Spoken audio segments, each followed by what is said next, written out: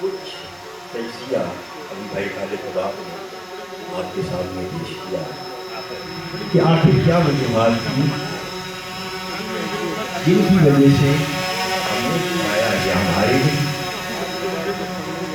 اور ہمارا الیکشن جیتا ہوا ہم سے ہوا۔ میں یہ سمجھتا ہوں کہ اس میں دیگر وجوہات کے خلاف کچھ کمزوری ہماری اپنی تھی۔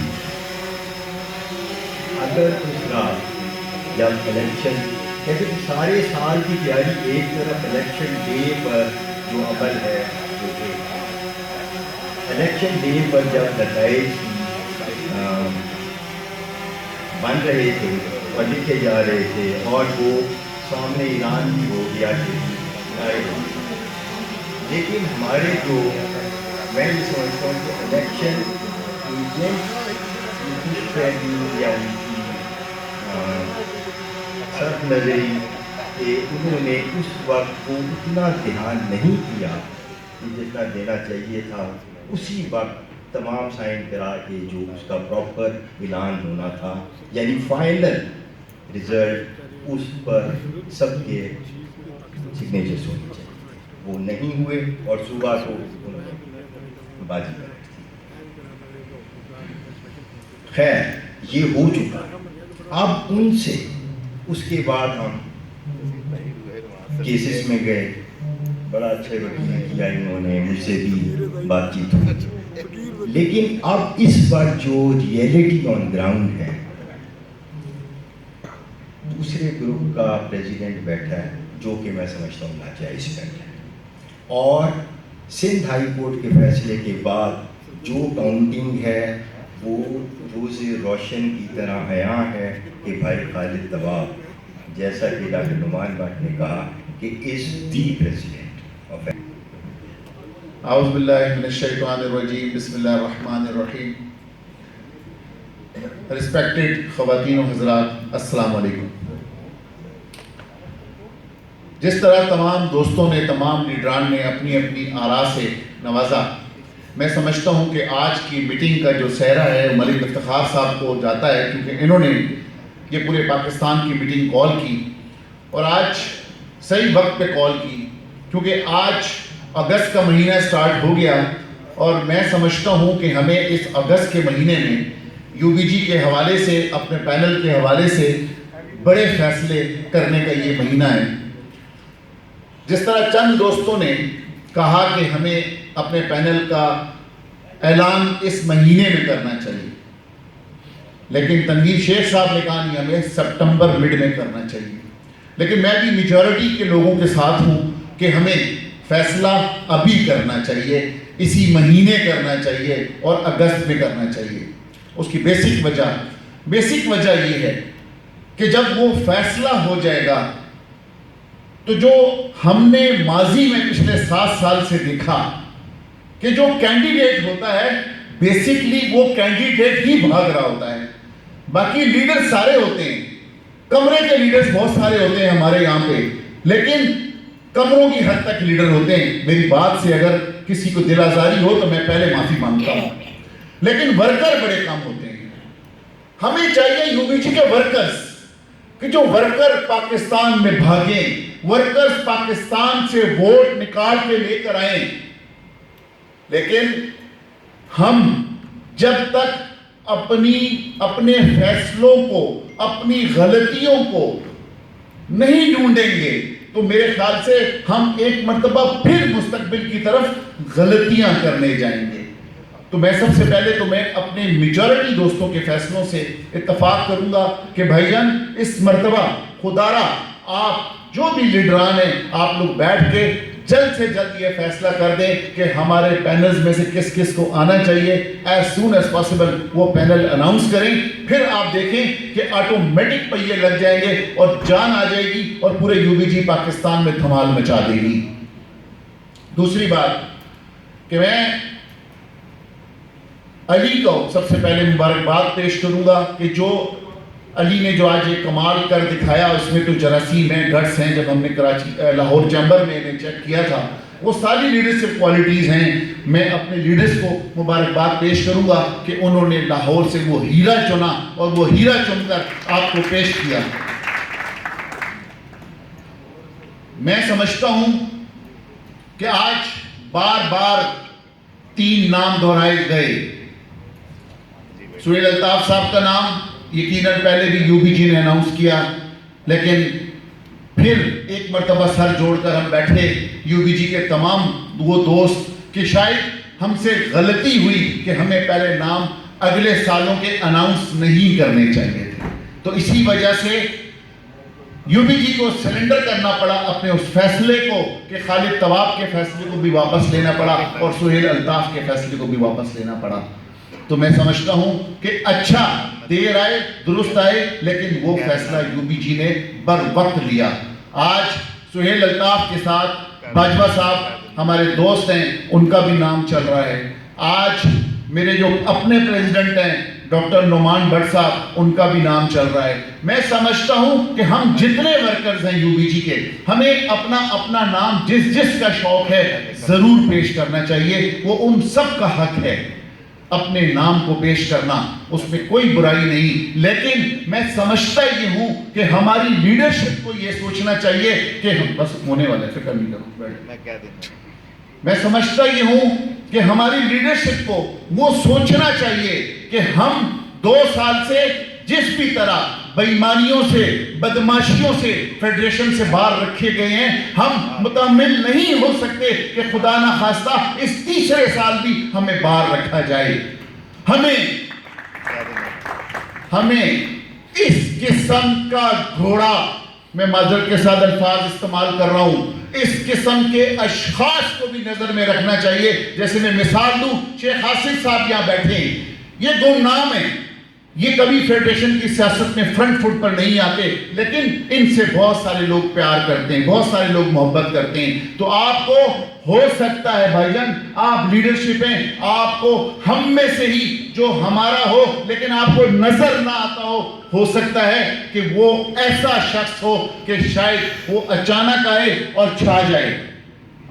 آپ کو ان تمام چیزوں پر بھی نظر رکھنی پڑے گی. آپ کو ان لیڈرز پہ بھی نظر رکھنی پڑے گی کہ شاید وہ شرمیلے ہوں, وہ نہ چاہتے ہوں, نہ کہتے ہوں کہ ہم آنا چاہتے ہیں, لیکن ان میں وہ سارے جراثیم ہوں, وہ سارے گٹس ہوں, وہ وننگ کینڈیڈیٹ ہو, لیکن آپ کی نظر سے اوجھل ہوں. تو میں آج اپنے لیڈرشپ سے یہ ضرور گزارش کروں گا کہ جب آپ کوئی بھی فائنل فیصلہ کریں, ان تمام جو موجودہ کینڈیڈیٹس ہیں اور جو گمنام کینڈیڈیٹس ہیں, ان تمام کو مد نظر رکھتے ہوئے مشاورت کرنے کے بعد اناؤنسمنٹ کریں, تاکہ یہ جو اگلا سال ہے یونائٹڈ بزنس گروپ کا فتح کا سال ہو. کینڈیڈیٹ کوئی بھی ہو, لیکن یونائٹڈ بزنس گروپ کی فتح ہونی چاہیے. میں آخر میں ڈاکٹر صاحب صرف 3 لوگوں کو اپریشیٹ ضرور کرنا چاہوں گا. مظہر ناصر صاحب یہاں تشریف رکھتے ہیں. مظہر ناصر صاحب نے اپنا ذاتی office U B G Sindh کے حوالے کیا. جو کراچی میں جتنا کام ہو رہا ہے وہ انہوں نے اپنا آفس وہاں پہ عنایت فرمایا. اسی طرح میں علی حسام کو یہاں پہ شکریہ ادا کروں گا کہ جن کو جیسے ہی چیئرمین بنایا, انہوں نے اپنی ذاتی مصروفیات اپنے آفس میں اور اپنے گھر میں یو بی جی کے لیے سٹارٹ کر دی. اور اس طرح ہی ظفر بختاروی کو جس دن سے سیکرٹری جنرل بنایا, آپ نے دیکھا کہ پورے U B G sector Punjab میں پنڈی کی سائڈ, اسلام آباد کی سائڈ یو بی جی ہونے لگا.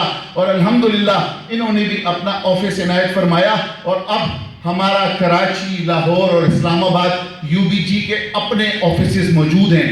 میں آج مجھے بدقسمتی ہے کہ مجھے کے پی کے سے میرا کوئی دوست نظر نہیں آ رہا. اگر کوئی کے پی کے سے میرا دوست آیا ہوتا تو میں ان سے بھی گزارش کرتا کہ ایک صوبہ کے پی کے کا رہ گیا ہے کہ اگر وہ بھی اپنا اس قسم کا کوئی آفس ہو تو تاکہ ہمارے پورے پاکستان کو ہم کور کر لیں اور یو بی جی کے اپنے اپنے آفس ہوں. میں بھائی جان آپ کو ایک آخری بات کرتے ہوئے, جس طرح سے آپ نے لاہور ڈویژن میں علی حسام کو چیئرمین بنایا, میں سمجھتا ہوں یہ بہت احسن قدم ہے.